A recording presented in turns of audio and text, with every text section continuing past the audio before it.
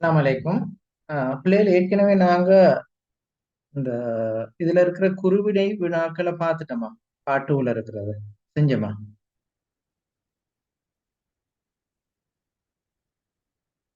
Amina, Riyaz? இல்ல sir. இல்ல. அப்ப அதை பார்ப்போம். முதலாவது பாருங்க. சுருக்கமான விடை எழுதுக. பின்வரும் தொடரை சந்தி பிரித்து எழுது. தனை கொண்டு எறியும். சந்தி பிரிச்சா எப்படி வரும்? எழுதி கொள்ளுங்க பிள்ளைகள். இத பாருங்க. எல்லாம் எழுத தேவையில்ல. இத சந்தி பிரிச்சா எப்படி வரும் பாருங்க. தனை கொண்டு எரியும். சரியா? பிரிக்கிறது இப்படி இருந்தா தான். சார் படிச்சு தந்தேன். செஞ்சுட்டு தானே. Okay okay, right. Oh sir. எனக்கு ஞாபகம் தான். அப்ப அடுத்தது இந்த இன்றைக்கு கட்டுரை பாதைக்கு போகும் பாருங்க. உங்களுக்கு 4 வகையான கட்டுரை வரும்.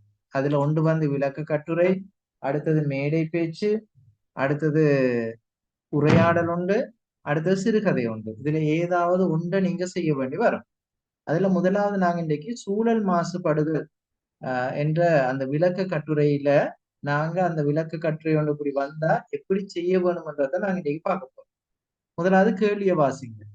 சூழல் மாசுபடுதல் முதலானவை காரணமாக அண்மை காலங்களில் இயற்கை அனர்த்தங்கள் உலகளாவிய நிலையில் அடிக்கடி ஏற்படுகின்றன. அப்ப இந்த கட்டுரைக்கு பிள்ளைகள் விடை எழுதுற நேரம் மார்க்கிங் முடிஞ்சுதானே. இதுல விடை எழுதுற நேரம் விட்ட பிழைகளை நான் இப்ப உங்களுக்கு முதலாவது சொல்லித்தரேன். அதை நீங்க பாருங்க.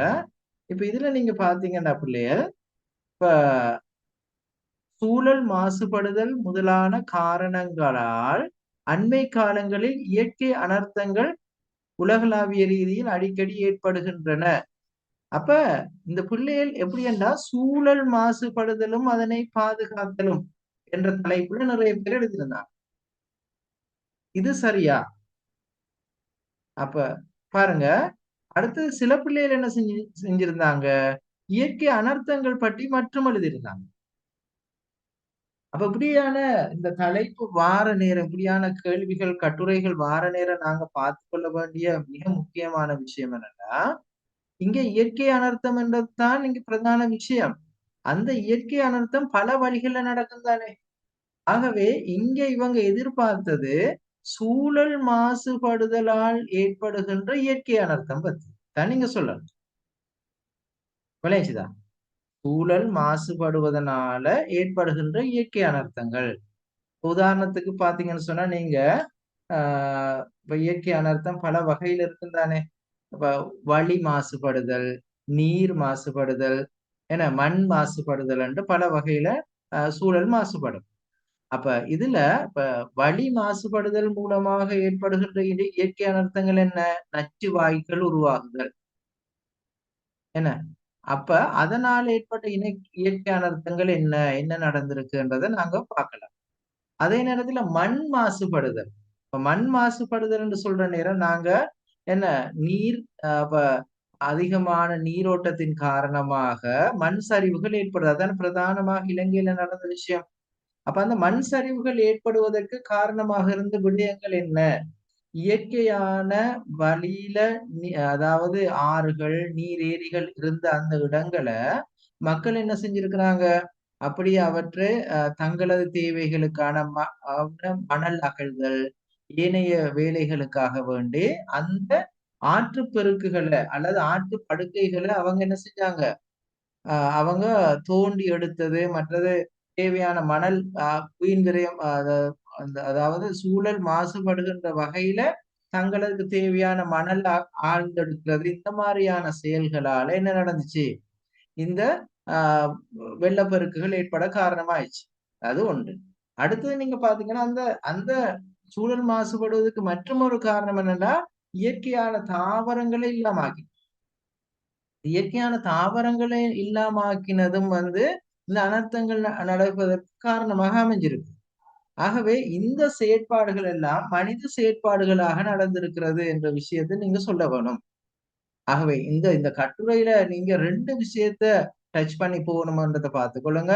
சூழல் மாசுபடுதல் தான் இயற்கை அனர்த்தங்கள் ஏற்படுற, அவ்வாறு இயற்கை அனர்த்தங்களால ஏற்படுகின்ற விடயங்கள் என்ன. நான் இப்ப 2 உதாரணம் உங்களுக்கு சொன்னேன். இலங்கை அதற்கு விதிவிலக்கல்ல. அப்ப அடுத்தது பாருங்க, இங்க உலகளாவிய ரீதியில நடக்கிறன்றது ஒரு ஆரம்ப விஷயம்தான். ஆனா நீங்க சொல்ல வேணும் இலங்கையினுடைய அனர்த்தம். அதுல மிக லேசாக நீங்க அந்த தித்வா சம்பந்தமா சொல்லியிருக்கலாம். நான் எல்லா செமினார்லயும் இது வரப்போகுதுன்னு நான் சொல்லியிருந்தேன் பிள்ளைகள். இந்த கட்டுரை தான் வரப்போகுதுன்னு சொல்லி. அப்ப அந்த அந்த அதன் அந்த அந்த சூறாவளியின் மூலமாக டித்வா என்ற சூறாவளியின் மூலமாக நடைபெற்ற அந்த அனர்த்தங்கள் என்ன என்று நாங்க பார்த்தோம்னு சொன்னா நீங்க பாத்தீங்கன்னு சொன்னா அங்க ஆஹ் அதாவது வெள்ளப்பெருக்குகள் ஏற்பட்டுச்சு, அதுல மரணங்கள் ஏற்பட்டுச்சு, அதனால உயிர் சேதங்கள், மற்றது என்ன உடைமைகள் சேதமடைந்தன. இவ்வாறு பல விஷயங்கள் நடந்து உங்களுக்கு எல்லாமே தெரியும், நீங்க செய்திகள்ல கேட்ட விஷயம்தான். சரியா? அப்ப அதையும் நீங்க சொல்லலாம். இயற்கை அதற்கு இலங்கை அதற்கு விதிவிலக்கு அல்ல. இலங்கை அஹ், இயற்கை அனர்த்தங்கள் ஏற்படாதபடி எவ்வாறு பார்த்துக் கொள்வது? அடுத்த விஷயம் பார்த்துக் கொள்வது. ஏற்பட்டால் அவற்றிலிருந்து எவ்வாறு பாதுகாப்பு பெறுவது? அப்ப பாருங்க, உங்களுக்கு சட்டகத்தை அழகா அமைச்சு தந்திருக்காங்க. பாதிப்புகளை எவ்வாறு முகாமை செய்வது என்பனவற்றை விளக்கி ஒரு விளக்க கட்டுரை எழுதட்டாம். அப்ப இதுலயே நாங்க சட்டகத்தை உருவாக்கி கொள்ளலாம் பாருங்க. ஒரு கஷ்டமும் இல்லை. முதலாவது நீங்க என்ன சொல்லணும்? சூழல் மாசுபடுதல் என்றால் என்ன, அதனால ஏற்படுகின்ற அது முதலாவது உங்களோட பந்தி. அதுல நீங்க சொல்ல போறது அந்த அந்த சூழல் மாசுபடுதல் பல வகை இருக்குதானே. நீங்க அதுல சொல்ல போறீங்க சூழல் மாசுபடுவதனால் ஏற்படுகின்ற இயற்கை அனர்த்தம். இந்த இயற்கை அனர்த்தம் தொடர்பாக தான் சொல்ல போறீங்க. அது ரெண்டாவது பந்தியில சொல்ல போறீங்க. அந்த இயற்கை அனர்த்தம் தொடர்பாக இலங்கையில ஏற்பட்ட இயற்கை அனர்த்தம் அடுத்தது சொல்ல போறீங்க. அப்ப இது மூணாவது விஷயம். அப்ப உலகளாவிய ரீதியில நடக்கிறது அதையும் வேணுமென்றா சொல்லலாம். இதை மூணாவது சொல்லிட்டு இலங்கையை நாலாவது எடுக்கலாம். நாலாவது விஷயமா நீங்க சொல்லலாம். அடுத்து நீங்க பாத்தீங்கன்னு சொன்னா இங்க எப்படியாக இருக்கிற இந்த இலங்கையில ஏற்பட்ட அனர்த்தங்களை பத்தி பேசுறோம். அடுத்தது நீங்க பாத்தீங்கன்னு சொன்னா இந்த அனர்த்தங்கள் மூலமாக ஏற்படுகின்ற பாதிப்புகள் என்ன என்பதை பத்தி அடுத்த அஞ்சாவது உங்களோட பந்தியில சொல்லலாம். சரியா? அவற்றிலிருந்து அடுத்த நாங்க என்ன எவ்வாறு பாதுகாப்பு பெறலாம் என்றது ஆறாவது விடயமாக நீங்க சொல்லலாம். அடுத்து அவற்றை எவ்வாறு முகாமை செய்வது என்றது ஏழாவது பந்தியில சொல்லலாம். ஆகவே உங்களுக்கு அழகா இந்த கேள்வியை சொல்ற நேரமே பந்தி பந்தியாக நீங்க இப்படித்தான் சொல்ல வேணும் என்று சொல்லி ஒரு கட்டமைப்பு உங்களுக்கு தந்திருக்காங்க. இதையே நீங்க அடுத்தடுத்த பந்தியில சொல்லி கொண்டு போயிட்டு போனீங்கன்னு சொன்னா உங்களோட கட்டுரை சரியாக அமையும் என்றதை முதலாவது நீங்க பார்த்துக்கொள்ளுங்க. ரைட். இப்ப நீங்க என்ன செய்யுங்கன்னா 2025-26 வினாத்தாள் போட்டு இந்த கட்டுரை வினாவை நீங்க எழுதி கொள்ளுங்க. அதுக்கு பிறகு இதுல உள்ளடங்க வேண்டிய பொயின்ஸை நாங்க பார்ப்போம், என்ன உள்ளடங்கலாம் என்ற விஷயத்த பார்ப்போம். ஓகே. இப்ப இந்த இந்த கேள்வியை விளக்க கட்டுரைன்னு போட்டு 2025-26 போட்டு இந்த கேள்வி எழுதி கொள்ளுங்க பிள்ளைகள்.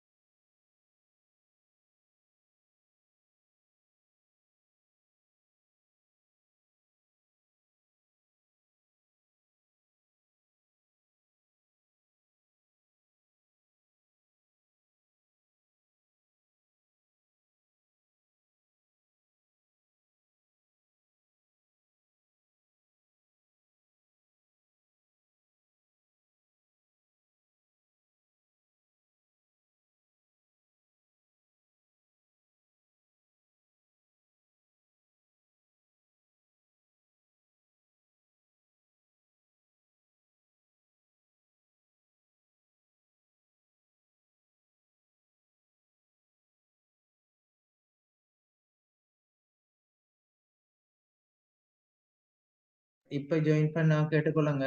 நான் இப்போ இதை விளங்கப்படுத்தின உங்கள் நேரமும் இந்த கேள்வியை முதலாவது எழுதி கொள்ளுங்க. அதுக்கு பிறகு அதுக்கான பாயிண்ட்ஸ் எல்லாம் நாங்க பார்க்கலாம்.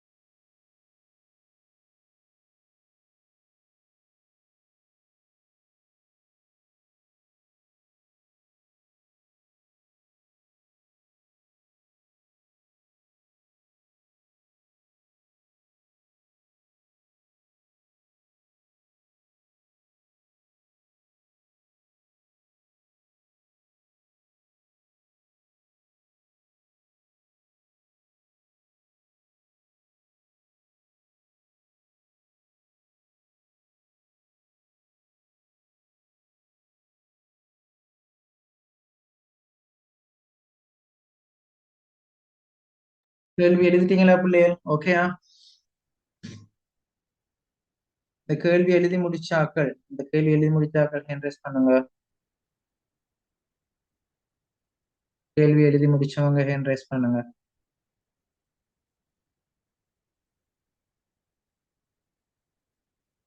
அப்துல்லா, ஆயிஷா மனால், ஹனா, ருக்கையா, சஃபியா. ரைட். அப்ப இந்த கட்டுரைக்கு வர ஏழுமான தலைப்புகள் பாருங்க. இயற்கை அனர்த்தமும் அதன் விளைவுகளும், இயற்கை அனர்த்தமும் அதன் முகாமை செய்தலும். சரியா? இயற்கை அனர்த்தங்களை எதிர்கொள்ளல், இவை போன்று ஏதாவது ஒரு தலைப்பை போடலாம். ஓ, இயற்கை அனர்த்தமும் இலங்கையும். ஆனா பிள்ளைகள், நான் ஏற்கனவே சொன்ன மாதிரி சூழல் மாசுபடுதல் தொடர்பான தலைப்புகள் போட்டிருந்துச்சு. அப்ப அந்த தலைப்புக்கு எங்களுக்கு மார்க்ஸ் கொடுக்கலுமா? சூழல் மாசுபடுதல் தொடர்பான தலைப்புக்கு எங்களால மார்க்ஸ் கொடுக்கலுமா? அப்ப அந்த 2 மார்க்ஸும் அவங்களுக்கு இல்லாமல் போகும். அப்ப இங்க சூழல் மாசுபடுதல் என்று ஸ்டார்ட் பண்ணியிருந்தாலும் இது பாருங்க, சூழல் மாசுபடுதல் முதலான காரணங்களால் அண்மை காலங்களில் இயற்கை அனர்த்தங்கள் நடைபெறுது. ஆகவே இதை இனங்காணாட்டி அந்த கட்டுரையே பிழையா. ஆஹ் ஆகவே என்ன சொல்லி இருக்கிறது? இப்ப சூழல் மாசுபடுதல் என்ற சொல்ல கண்டோடனே பிள்ளைகள் என்ன, சூழல் மாசுபடுதலால் ஏற்படும் விளைவுகள் என்று சொல்லி போட்டு கட்டுரை எழுதிட்டு குறைய மார்க்ஸ் எடுத்துக்கொண்டு போனாங்க. ஆகவே அதுக்காகத்தான் இதை உங்களுக்கு தெளிவுபடுத்துறேன். ஏன்னா மார்க்கிங் செய்யற நேரத்துல பிள்ளைகளுடைய எண்ணங்கள் எப்படி இருக்கிறதுன்னு சொல்லி இப்ப லிட்ரேச்சர் மார்க்கிங் செய்து கொண்டிருக்கிறேன், இன்னைக்கு 2வது நாள். அப்ப அதே மாதிரி தமிழ்லயும் என்னென்ன பிள்ளை விட்டாங்கன்றதை உங்களுக்கு தெளிவுபடுத்தினா தான் உங்களுக்கு லேசாக. சரியா?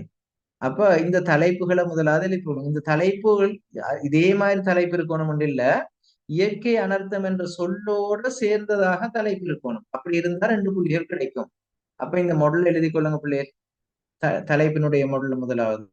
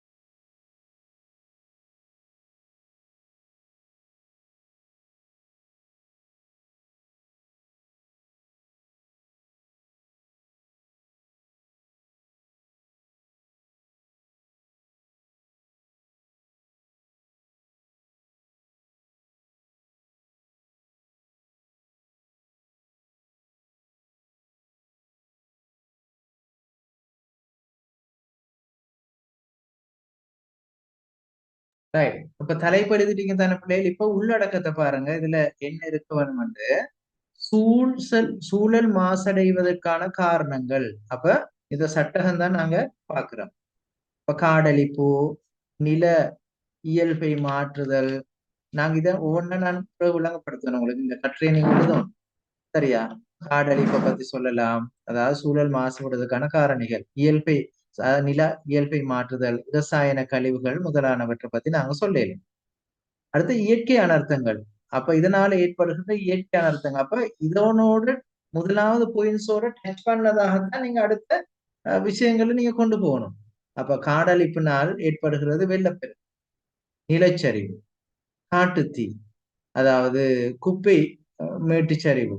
ஏன்னா ஏற்கனவே இலங்கையில நடந்துச்சு கொலன்னாவேல். அப்ப இதெல்லாம் பத்தி நாங்க சொல்லலாம். அப்ப அதை நாங்க எப்படி அதெல்லாம் ஒன்றோட ஒன்று கோர்த்து சொல்றதுன்ற அடுத்ததை நாங்க பார்ப்போம்.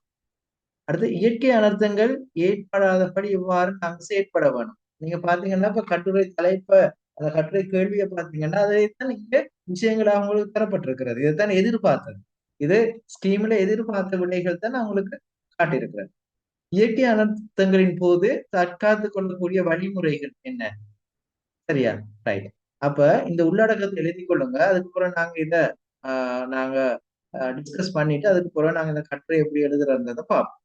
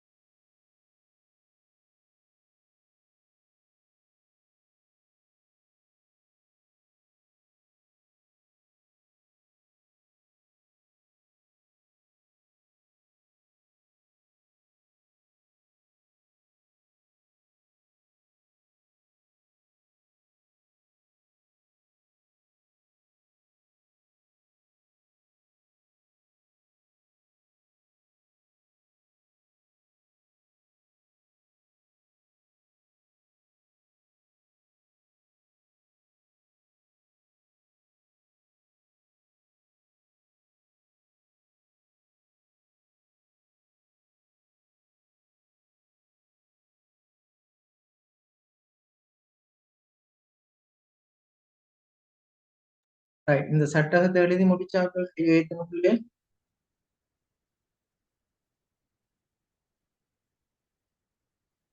சட்டகத்தை எழுதி முடிச்சவங்க.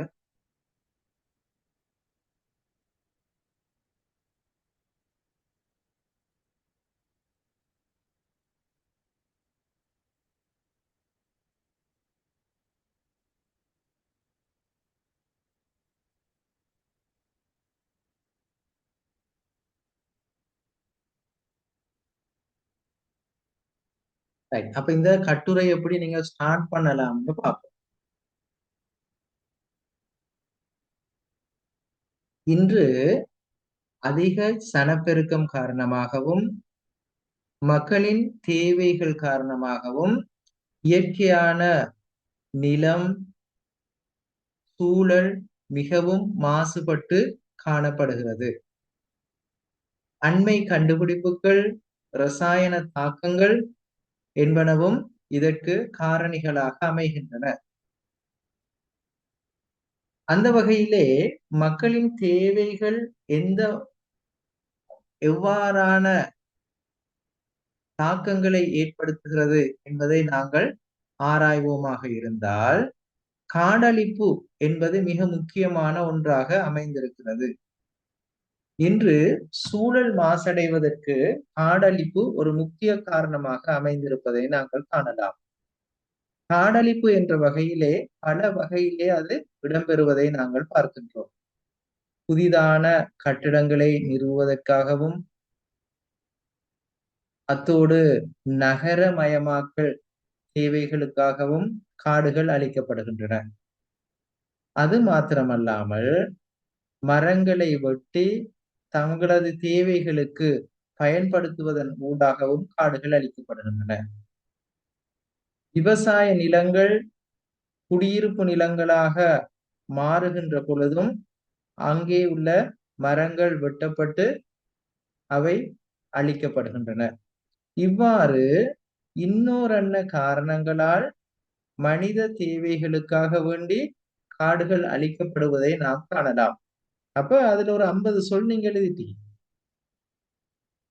இந்த காடழிப்பின் காரணமாக இயற்கையான தரை தோற்றத்தில் மாறுதல்கள் ஏற்படுகின்றன. காடுகள் மண்ணரிப்பை தடுப்பதை நாங்கள் அறிந்திருக்கின்றோம். இவ்வாறு காடுகள் அழிக்கப்படுகின்ற பொழுது ஆங்காங்கே மண்ணரிப்புகள் ஏற்படுகின்றன. ஆற்று படுக்கைகள் மற்றும் ஏனைய இடங்களில் நீரோட்டங்கள் இருக்கின்ற இடங்களிலே மண்ணை பாதுகாத்து அதனை மக்களுடைய உலகினுடைய தேவைக்கு வளமாக்கி வைத்திருப்பது இந்த மரங்களே ஆகும். இந்த மரங்கள் அழிக்கப்படுவதனால், காடுகள் அழிக்கப்படுவதனால் ஏற்கனவே இருந்த அந்த மண்ணினுடைய இயல்பு மாறுகிறது, நிலத்தோற்றம் மாற்றமடைகிறது. அதனால் வெள்ளப்பெருக்குகள், மண் சரிவுகள் ஏற்படுகின்றன. அப்ப இந்த விஷயத்தை நாங்க சொல்லிட்டோம். இப்ப நீங்க இதெல்லாம் கேட்டு எழுத வேணும் இல்லையா? ஏற்படுகின்றன. அது மாத்திரமல்லாமல் இரசாயன கழிவுகள், இன்று விவசாயத்தை பொறுத்தவரையில் இரசாயனம் இல்லாமல் விவசாயம் இல்லை என்ற அளவுக்கு விவசாயம் ரசாயனத்தோடு இரண்டரை கலந்து காணப்படுவதை நாங்கள் காணலாம். அந்த இரசாயன கழிவுகள் ஊடாக ஏனைய தாவரங்கள் அழிக்கப்படுவதோடு அவை மீண்டும் வளராமல் இருப்பதற்கும் காரணமாக அமைகின்றது. மேலும் தொழிற்சாலைகளில் இருந்து வெளிப்படுகின்ற கழிவுகள், ரசாயன கழிவுகள் தாவரங்களை அழித்து அவற்றை மீண்டும் வளராமல் செய்கின்றன. இவ்வாறான காரணங்களால் இயற்கையாக காணப்படுகின்ற தாவரங்கள், காடுகள் அழிந்து போகின்றன. இவ்வாறு அழிவதன் காரணமாக பல இயற்கை அனர்த்தங்கள் நடப்பதை நாம் காணலாம். அப்ப அந்த பந்தியை நீங்க முடிச்சிட்டீங்க. அவ்வாறான இப்ப அடுத்த பந்தி போறீங்க. அவ்வாறான அந்த இயற்கை அனர்த்தங்கள் எமது நாட்டிலும் ஆங்காங்கே நடைபெற்று கொண்டிருப்பதை நாங்கள் காணக்கூடியதாக இருக்கிறது. அண்மை காலத்தில் ஏற்பட்ட தித்வா என்று அழைக்கப்பட்ட சூறாவளி காற்றின் ஊடாக பல இடங்களிலும் வெள்ளப்பெருக்கு ஏற்பட்டதை நாம் கண்டோம். பிரதானமாக கம்பளை பிரதேசம் இதனால் முழுமையாக அழிந்து போனதை நாங்கள் பார்த்திருக்கிறோம். அது மாத்திரமல்லாமல் நிலச்சரிவுகள் காரணமாக கிராமங்களே அழிந்து போனதையும் நாங்கள் கேட்டிருக்கிறோம். சில நாடுகளில் வெப்பம், அதாவது குளிர் காடழிப்பின் காரணமாக குளிர்ச்சி நீங்கி வெப்பம் அதிகரித்து காட்டுத்தீ உருவாகுவதையும் நாங்கள் கேட்டிருக்கிறோம். அது போலவே இலங்கை நாட்டிலும் தற்பொழுது 2 அல்லது 3 ஆண்டுகளுக்கு முன்னாக பெரிய ஒரு குப்பை மேடு சரிந்து ஒரு கிராமம் அழிந்து போனதையும் நாங்கள் கேள்விப்பட்டிருக்கிறோம். ஆகவே நாங்கள் சூழலை பாதுகாக்காமல், மரங்களை பாதுகாக்காமல் விடுவதனால் இவ்வாறான பல வகையான இயற்கை அனர்த்தங்கள் ஏற்படுகின்றன.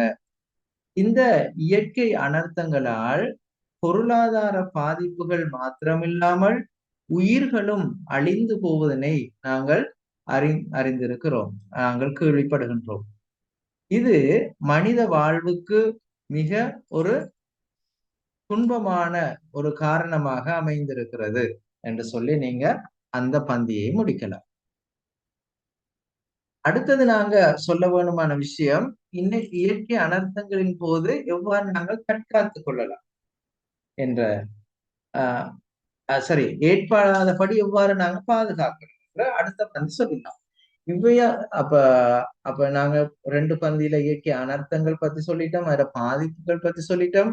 அடுத்த பந்தியில சொல்ல போறோம், அந்த இயற்கை அனர்த்தங்கள் ஏற்படாதபடி எவ்வாறு நாங்க பாதுகாக்கலாம், செயற்படுத்தலாம் என்று பார்த்தா, காடழிப்பு மற்றும் நீர்த்தேக்கங்களை அழிப்பது மற்றும் தாவரங்களை அழிப்பது போன்ற நடவடிக்கைகளிலிருந்து நாம் எமது நாட்டையும் எமது சூழலையும் பாதுகாப்பது அத்தியாவசியமாகும். அவ்வாறு பாதுகாப்பதன் ஊடாக அனர்த்தங்களிலிருந்து நாம் எமது நாட்டை பாதுகாக்க முடியும். இன்று தளபாட தேவைகளுக்காக கூடுதலான மரங்கள் அழிக்கப்படுகின்றன, காடுகள் அழிக்கப்படுகின்றன, நகரமயமாக்கலுக்காக வேண்டி காடுகள் அழிக்கப்படுகின்றன. இவற்றை கட்டுப்படுத்துவதற்காக அரசும் ஏனைய தனியார் நிறுவனங்களும் செயற்திட்டங்களை ஏற்படுத்துவது கட்டாயமாக இருக்கிறது. அதுபோலவே மக்களுக்கு இது தொடர்பான விழிப்புணர்வுகளை ஏற்படுத்தி காடழித்தலை தடுப்பதற்கான நடவடிக்கைகளை செய்ய வேண்டும் என்பது கட்டாயமானதாக இருக்கிறது.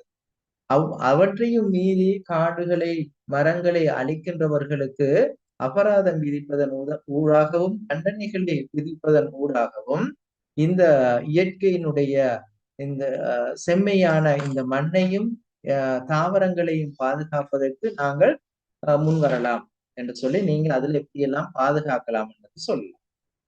அடுத்தது, நீங்க இயற்கை அனர்த்தங்களின் போது எவ்வாறு எங்களை தற்காத்துக் கொள்ளவும்.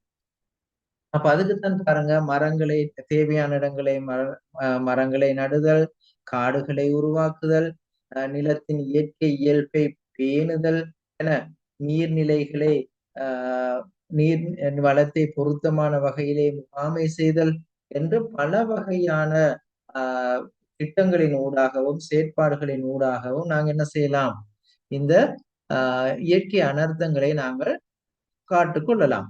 ஆகவே மரங்களை நடுதல் தொடர்பான விடயத்தில் ஏற்கனவே இலங்கை பல சந்தர்ப்பங்களிலும் பல நிகழ்வுகளிலும் இந்த மர நடுதல் விடயத்தை மக்கள் மத்தியிலே ஊக்குவித்து வருவதை நாங்கள் காண்கின்றோம். இப்போதெல்லாம் மாணவர்கள் தங்களது பிறந்த தின நிகழ்வுகளின் பொழுது, முக்கியமான நிகழ்வுகளின் பொழுது, விழாக்களின் பொழுதெல்லாம் மரம் நடுதல் ஒரு நாகரிகமான ஒரு செயற்பாடாக உருவாக்கி வருவதை நாங்கள் பார்க்கின்றோம். இவ்வாறான செயற்பாடுகளை மேலும் வளர்ப்பதற்கு மாணவர்களுக்கும் ஏனையவர்களுக்கும் நாங்கள் தூண்டுதல்கள் வழங்குவது மிக பொருத்தமானதாக இருக்கும் என்று அதை சொல்லலாம். இப்ப நீங்க இந்த கட்டுரை எழுதி அனுப்பணும் எனக்கு, நான் உங்களுக்கு அதுக்காக தான் நான் இவ்வளவு உங்களோட பேசுறேன், சரியா? இந்த கட்டுரைக்கு நான் உங்களுக்கு மார்க்ஸ் போட்டு அனுப்புவேன். அப்பதான் உங்களுக்கு எக்ஸாம் செய்யற நேரம் பிரயோசனம்.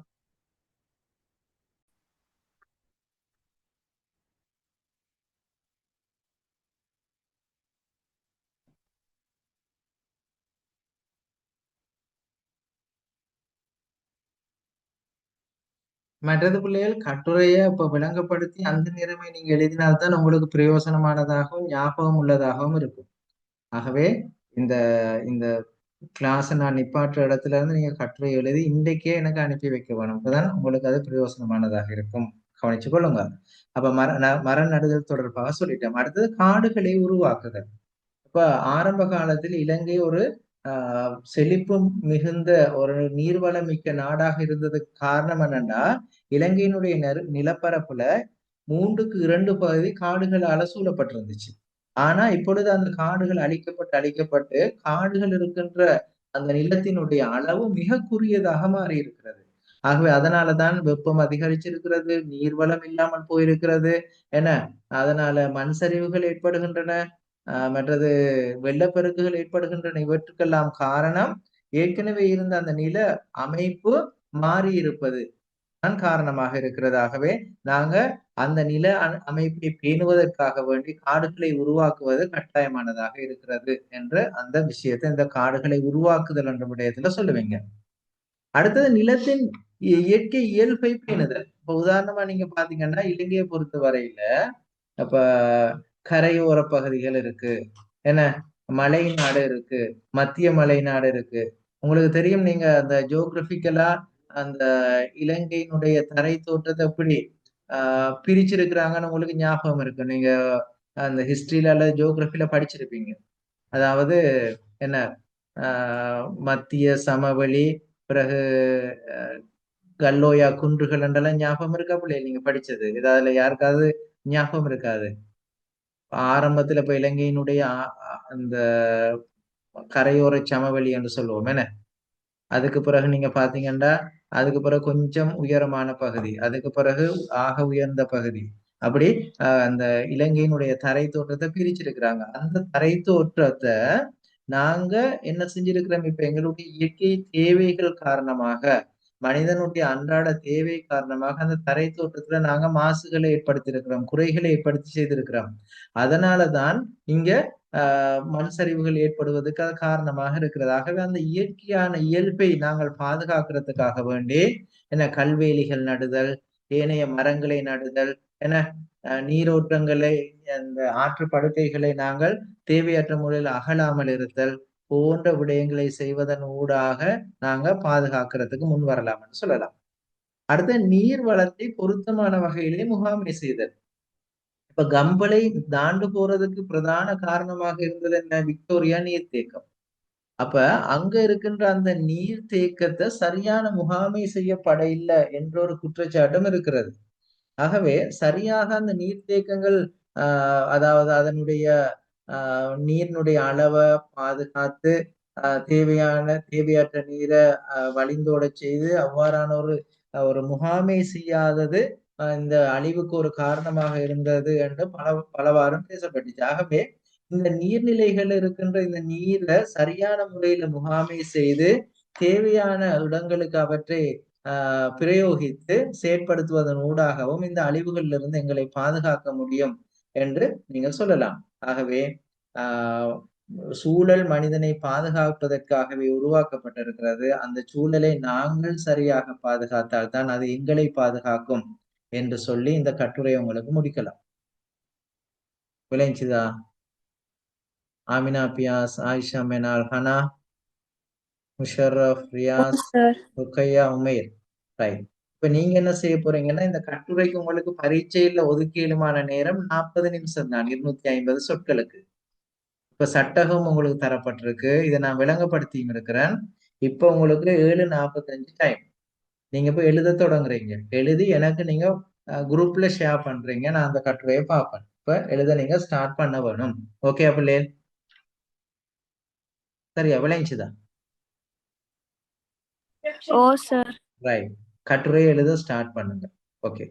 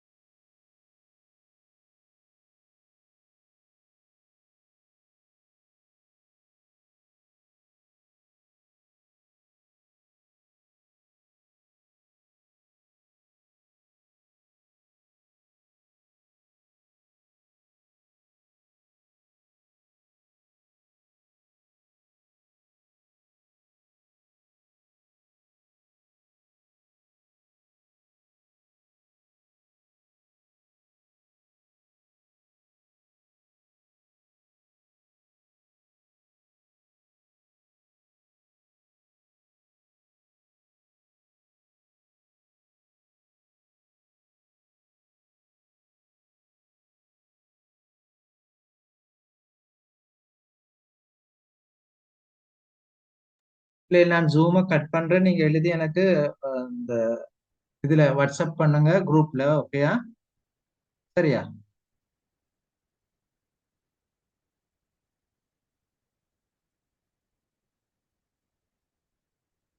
ரைட். ஓகே. அஸ்ஸலாமு அலைக்கும்.